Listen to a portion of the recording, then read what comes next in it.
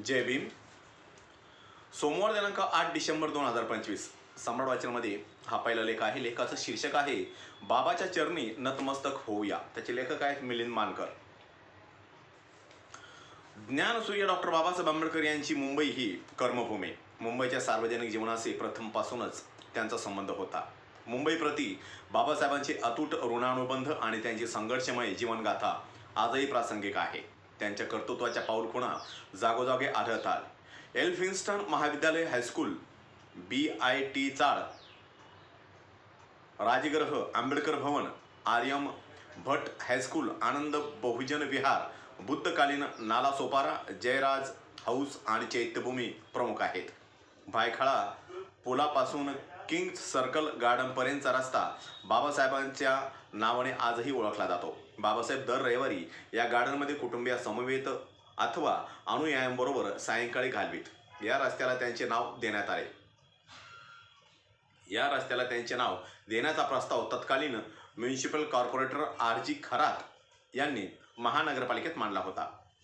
कुपरेज महामार्गावर या विभागात उभारण्यात आलेला बाबासाहेबांचा पहिला पुतळा प्रेरणादायी आहे। अनेक प्रगतिशील समाजसेवक, मित्र परिवार आणि सहकारी यांना याच महानगरात मिळाले। बाबासाहेबांनी एल्फिन्स्टन महाविद्यालयातून BA ची पदवी ग्रहण केली। इथूनच काही पावलांवर स्थापन केलेल्या आर्ट सायन्स कॉलेजचा मरीन लाईन्स चर्चगेट परिसराचा भाग येतो। तिथे मिलिटरी कॅम्प होता। आज सरकारी कार्यालये आहेत। या परिसरातील एका मोठ्या झाडाखाली बाबासाहेब बसायचे आणि मग त्यांना भेटायला वेगवेगळ्या प्रकारची मंडळी यायची।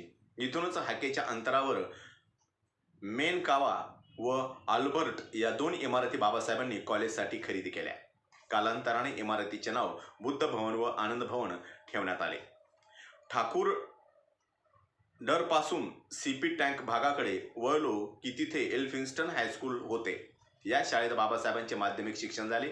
हेच ते हायस्कूल जिथे नाम जोशी नावाचे शिक्षक होते। फळ्याच्या मागे जेवणाचे डबे ठेवलेले असत। जोशी गुरुजींनी गणित सोडवायला भीमरावांना पाचारण केल्यावर विद्यार्थ्यांनी जी हुल्लडबाजी केली तिला आटोक्यात आणले ते याच गुरुजींनी। गुरुजी पुढे कामगार नेते म्हणून प्रसिद्धीस पावले। एल्फिन्स्टन हायस्कूलनंतर अत्यंत महत्त्वाचा भाग म्हणजे परळ BIT म्हणजे बॉम्बे इम्प्रूव्हमेंट ट्रस्टच्या दोन इमारती आजही आहेत। त्यातील नंबर 1 च्या दुसऱ्या माळ्यावरील खोली क्रमांक 50 व 51 मध्ये भीमरावांचे बालपण गेले। या इमारतीला भीमरावांचे वडील सुभेदार रामजी सपकाळ यांनी अर्ज विनंत्या खोली क्रमांक 50 व 51 मध्ये भीमरावांचे बालपण गेले। या इमारतीला भीमरावांचे वडील सुभेदार रामजी सपकाळ यांनी अर्ज विनंत्या करून तत्कालीन मुंबई गव्हर्नरकडून या दोन चाळी मिळवल्या होत्या। माता रमाईचा संसारही याच जागेत फुलला। परिसरात दामोदर हॉलमध्ये बाबासाहेबांचे कार्यालय होते। याच चाळीत कोल्हापूरचे राजश्री शाहू महाराज भीमरावांचे भेटीकरिता आले होते। भेटीप्रसंगी महाराजांनी भीमरावाला मुकनायक वर्तमानपत्र चालवण्यासाठी 2500 रुपयाची आर्थिक मदत केली होती। रमाईच्या हातच्या अमृततुल्य चहा घेऊन ते तृप्त झाले होते। याच चाळीत बाबासाहेबांचा लाडका पुत्र राजरत्न मृत्यू पावला होता। त्यानंतर बाबासाहेबांनी त्या खोलीत जाणे कमी केले। कोल्हापूरचे दत्तोबा पवार यांना माझ्या आयुष्यातले मीठ संपुष्टात आले असे लिहिले। लंडनच्या राऊंड टेबल परिषदेला बाबासाहेब आंबेडकर इथूनच गेले होते। केळुस्कर गुरुजींनी बुद्धचरित्र भेट दिले तो हाच परिसर। बाबासाहेबांचे सर्वात महत्त्वाचे ठिकाण म्हणजे राजगृह। राजगृह हे बौद्ध संस्कृतीतले नाव। दादर येथील हिंदू कॉलनीतील ही 129 नंबरची इमारत।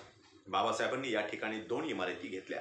एक इमारत विकली आणि त्यातून राजगृह आपल्या प्राणप्रिय ग्रंथासाठी इमारत बांधणारे बाबासाहेब हे एकमेव जागतिक कीर्तीचे एकमेवाद्वितीय प्रकांड पंडित ठरले। याच राजगृहात रमाईने शेवटचा श्वास घेतला। राजगृह आता श्रद्धास्थान बनले आहे। आता रमाईच्या संसारोपयोगी वस्तू आणि बाबासाहेबांच्या पवित्र अस्थी जनतेच्या दर्शनासाठी ठेवल्या आहेत। राजगृहाप्रमाणे आणखी एक महत्त्वाचे ठिकाण म्हणजे डॉक्टर बाबासाहेब आंबेडकर भवन होय। दादर पूर्वेकडील गोकुळदास पास्ता लेनवरील हे भवन म्हणजे सर्व प्रकारच्या आंदोलनाचे ठिकाण। या इमारतीत डॉक्टर बाबासाहेब आंबेडकर भारतीय बौद्ध महासभेचे केंद्रीय कार्यालय आहे। Buddhabhushan printing press, republican party of India, Vanchit Bahujan Aghadi व पीपल्स इम्प्रूव्हमेंट ट्रस्ट कार्यालय आहेत। आंबेडकरी चळवळीतल्या अनेक कार्यक्रमाचे साक्षीदार हे भवन आहे. भिवंडी तालुक्यातील पडघा गावी डॉक्टर बाबासाहेब आंबेडकर यांनी भेट दिली होती. पडघ्यात विहिरीवर पाणी सत्याग्रह केला होता. काशीनाथ दोंदे यांच्याकडे त्यांचा मुक्काम होता. या घटनेचा संदर्भ ठाणे संघ सरिता या पुस्तकात सापडतो. प्रत्येक भीम अनुयायाला अभिमान वाटावा अशी ही सत्य घटना आहे. शहापूरला बाबासाहेबांचा सुमारे 2 दशके सहवास लाभला. शहापूर तालुक्यातील किन्हवली येथील व्यापारी चंदुलाल स्वरूपचंद शहा यांच्या विरुद्ध 1930च्या इंडियन पिनल कोडच्या कायद्याखाली बेकायदा शस्त्रे आणि षटके बाळगल्याच्या आरोपाखाली गुन्हा दाखल करण्यात आला होता. बाबासाहेबांनी न्यायाधीशांसमोर अवघा 2च मिनिटे युक्तिवाद केला. युक्तिवादानंतर न्यायाधीशांकडून चंदुलाल सेठी यांची आरोपातून निर्दोष सुटका करण्यात आली. ती केवळ बाबासाहेबांच्या वकिली बाण्यामुळे. वासिंद येथील नाना मलबारी यांच्या घरी बाबासाहेब आंबेडकर आले असता ते ज्या लाकडी खुर्चीवर बसले होते ती खुर्ची त्यांनी आज पावेतो जपून ठेवली आहे. आता ती खुर्ची कासने येथील बुद्ध विहाराला मलबारी यांनी दान दिले आहे. बाबासाहेब 18 फेब्रुवारी 1933 रोजी कसारा गावी आले होते. बाबासाहेबांनी प्रचंड विराट सभेत जिव्हाळ्याचा प्रश्नावर अचूक बोट ठेवले होते. गोखले एज्युकेशन सोसायटीच्या आर्यम भट्ट शाळेचे एक सुवर्णपान बाबासाहेबांच्या आठवणीचे लिहिले गेले आहे. 1946 साली निवडणुकीच्या निमित्ताने या शाळेत एका सभेचे आयोजन करण्यात आले होते. त्यावेळी बाबासाहेब म्हणाले, निवडणुका खेळीमेळीच्या वातावरणात व्हाव्यात. कटुता नसावी. समाजसेवक व लोकांप्रती सहानुभूती अथवा कर्तव्यदक्षता असलेल्या व्यक्तीला संधी मिळायला हवी. निवडणूक करा, पण गुण्यागोविंदाने करा. भेदभाव वाढवू नका. ज्यांना काम करण्याची आवड आहे त्यांना अवश्य संधी द्यावी, या मताचा मी आहे. त्यानंतर 22 डिसेंबर 1948 रोजी याच शाळेत डॉक्टर बाबासाहेब आंबेडकर आणि सौ माईसाहेब आंबेडकर या उभय पती पत्नीचा मुंबई प्रदेश शेतकरी कामगार शेड्यूल कास्ट फेडरेशनच्या वतीने भव्य सत्कार करण्यात आला होता. भव्य सत्कार समारंभ झाला होता. परळ विभागात आलेल्या आनंद बहुजन विहारात बाबासाहेबांनी बौद्ध गया येथून आणलेल्या बोधिवृक्षाचे रोपण स्वतः केले. वरळ येथील जपानी बुद्ध विहारात 1950-51 साली भाषण करताना बाबासाहेब म्हणाले होते, आपल्या हाल अपेष्टा थांबवण्यासाठी लोकांनी बौद्ध धम्म स्वीकारावा. आपले उर्वरित आयुष्य बौद्ध धम्माचे पुनरुज्जीवन आणि प्रसार करण्यासाठी मी व्यतीत करेन. त्याप्रसंगी बाबासाहेबांनी काशीनाथ जगताप सायगावकर यांना ह्युमन हिस्ट्री या पुस्तकावर सही दिली होती. ती सही सायगावकर यांनी आयुष्यभर जतन केली. बाबासाहेबांनी बुद्धांच्या पावन पदस्पर्शाने पावन झालेल्या नालासोपारा येथील बौद्ध स्तूपाला बुद्ध पौर्णिमेच्या दिवशी भेट दिली होती. भेटीनंतर त्यांनी मौलिक धम्म प्रवचन दिले होते. बाबासाहेब सोपाऱ्याला पोहोचले तेव्हा वसईचे हरिभाऊ भोईर यांना पाहण्यासाठी गेले होते. दुर्दैवाने बाबासाहेबांना पाहण्यासाठी भेटण्याची त्यांची इच्छा अपूर्ण राहिली. याची खंत त्यांना आजही आहे. वसईतील एका खून प्रकरणात 4 जणांना फाशीची शिक्षा झाली होती. त्यावेळी बाबासाहेब काही कागदपत्रासाठी टांग्यातून वसईच्या नाल्यातून आले होते. त्यांना पाहण्यासाठी नागरिक आणि वकिलांनीही गर्दी केली होती, अशी ही आठवण भोईर यांनी सांगितली. कुलाबा येथील जयराज हायस्कूलमध्ये पहिल्या माळ्यावर बाबासाहेबांचे तात्पुरते निवास असायचे आणि तेही 1954-55 दरम्यान. ही इमारत आजच्या कुलाबा बस स्टेशनच्या परिसरात मुंबई सरकारने एक्वायर केली होती. तत्कालीन राज्यमंत्री यशवंतराव चव्हाण यांनी ही जागा दिली होती.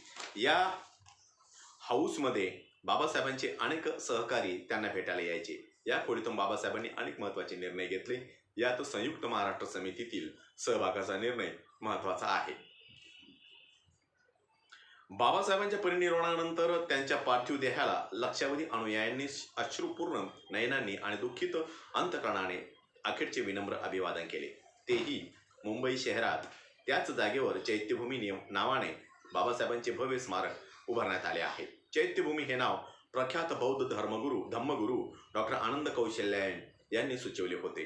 प्रवेशद्वारावर अशोक स्तंभ असून गर्भगृहात तथागत बुद्ध आणि बाबासाहेबांचा अर्धकृती पुतळा विराजमान आहे. चारही बाजूला